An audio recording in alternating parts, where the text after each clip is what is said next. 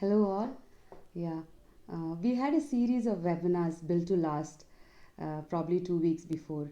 And during this webinar, we had a lot of questions which came across to us, which we had actually told that we will be handling one by one.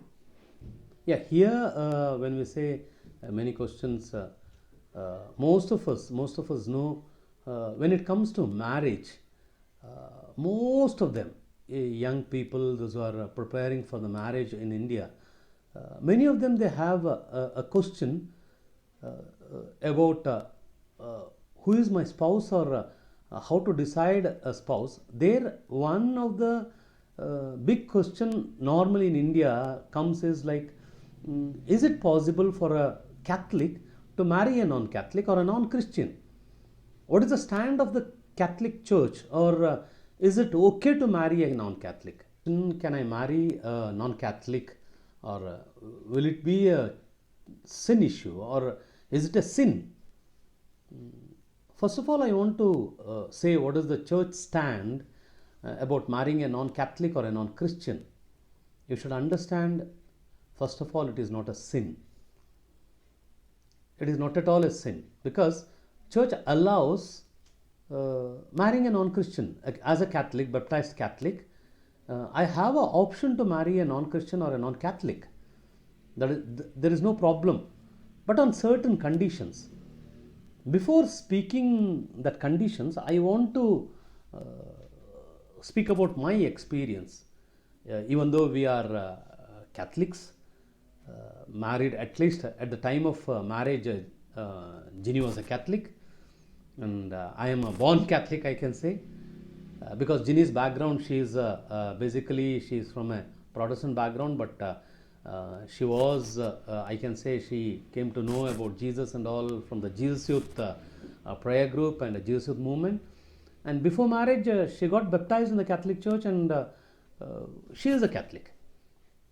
But when we married, I am a Mangalorean from Karnataka, and Ginny is a Keralite from Trivandrum. After marriage, I still remember after marriage when Ginny came to home, first few weeks were a difficult time.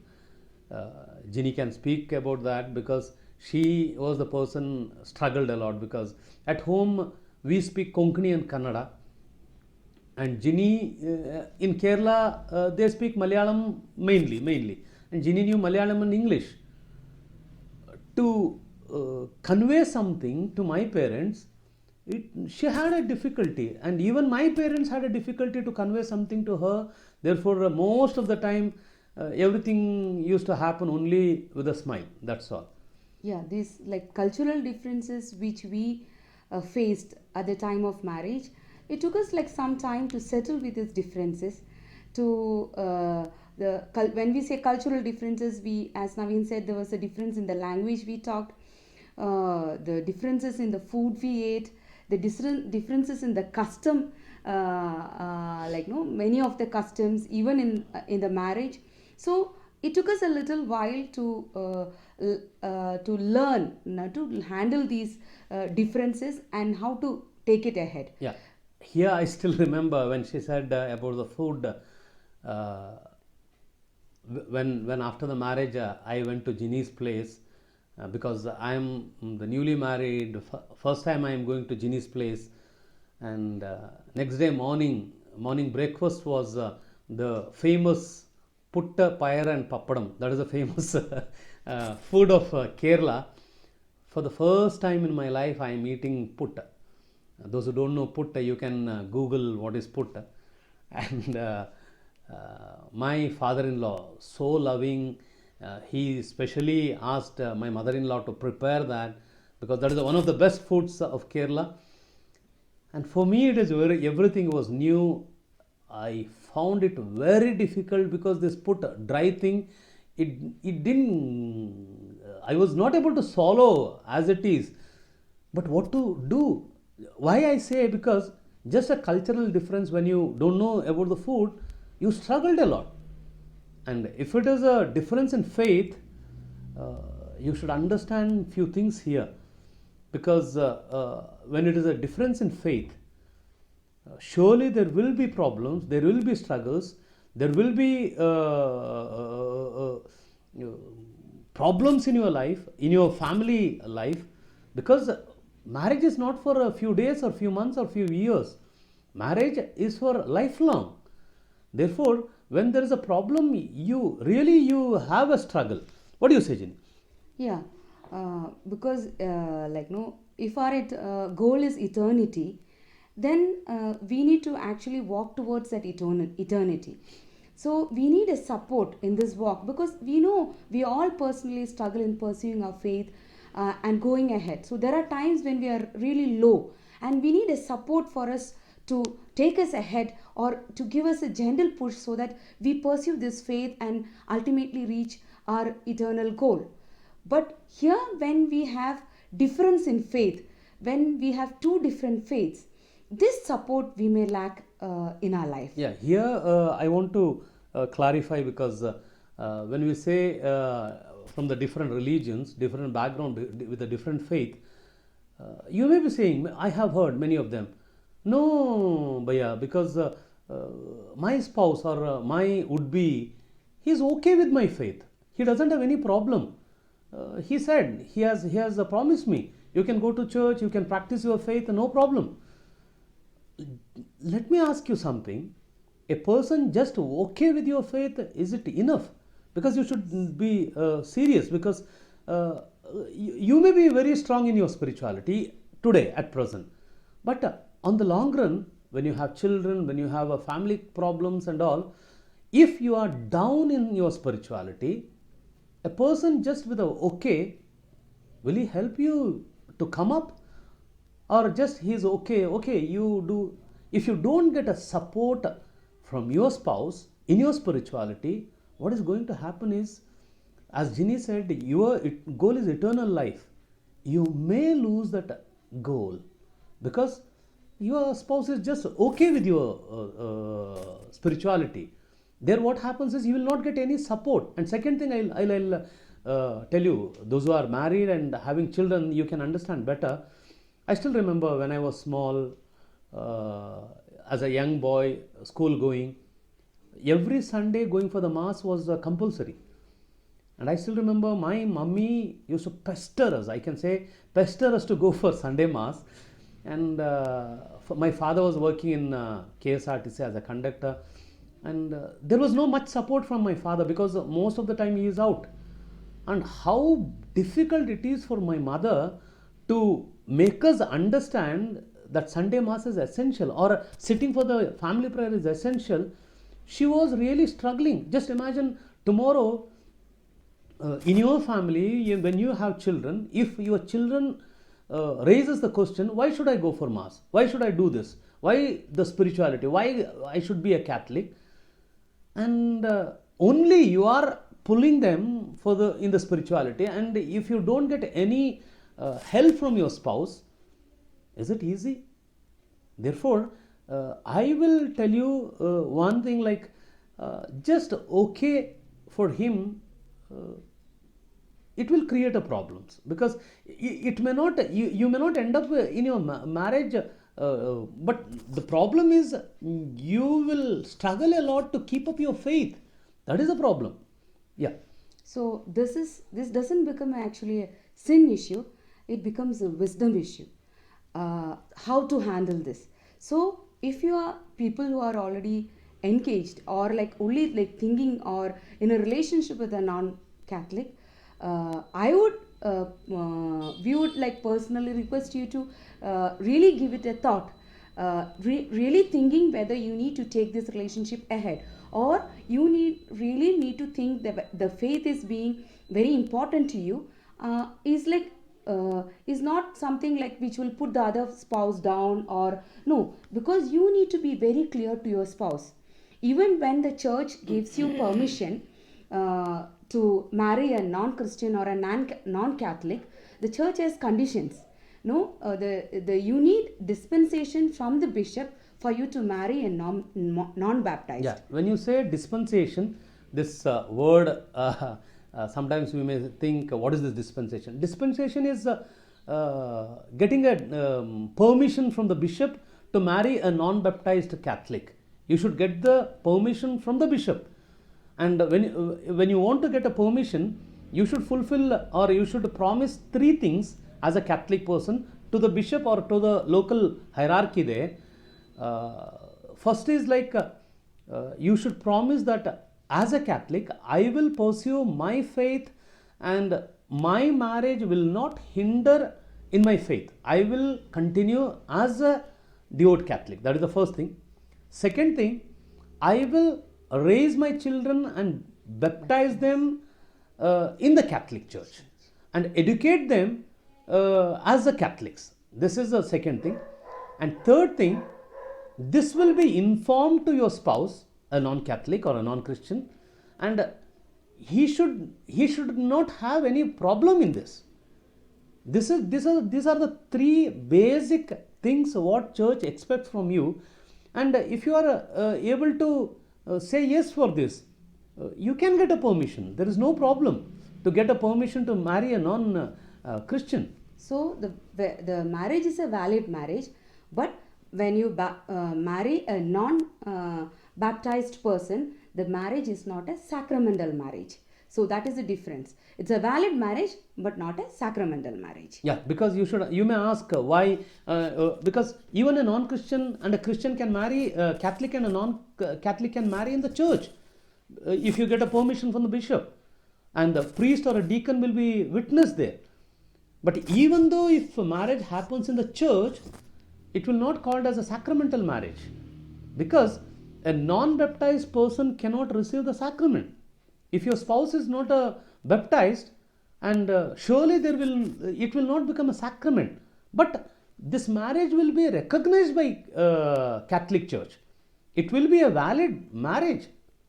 Yeah, according to the Catholic Church, marriage is a covenant, as it is the relationship between God and the Israelites. It was a covenant, so that's why we call marriage a sacrament. So this covenantal relationship is not there in a non-sacramental marriage.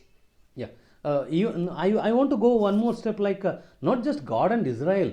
I can see in Ephesians, if you see, always marriage or relationship between husband and wife is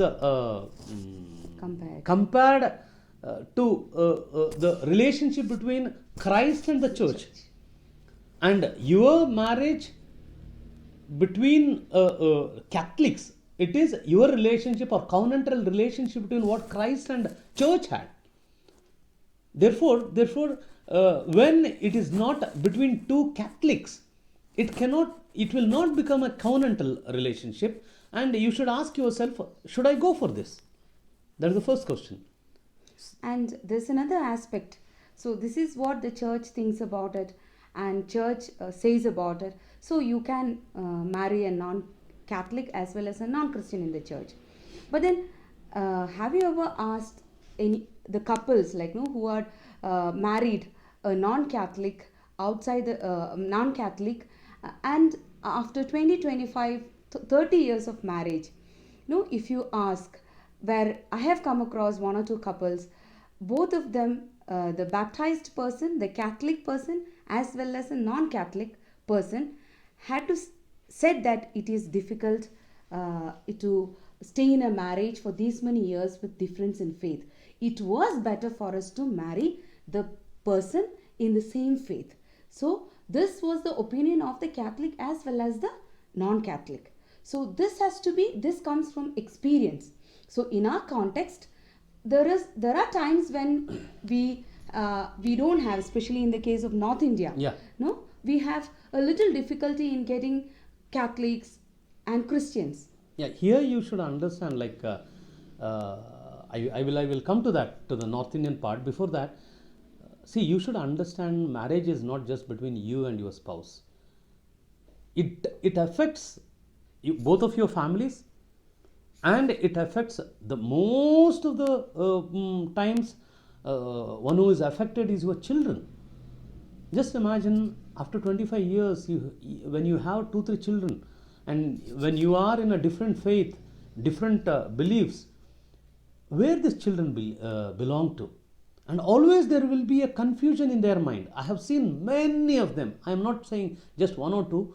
Many of the couples, those who are exceptions are there. Please understand. I am not generalizing. Exceptions are there, but many of the families, the intercaste or interreligious marriages, many of the families, their children suffer a lot, because there will be always a struggle where I belong to, which religion I should follow, which is the true faith.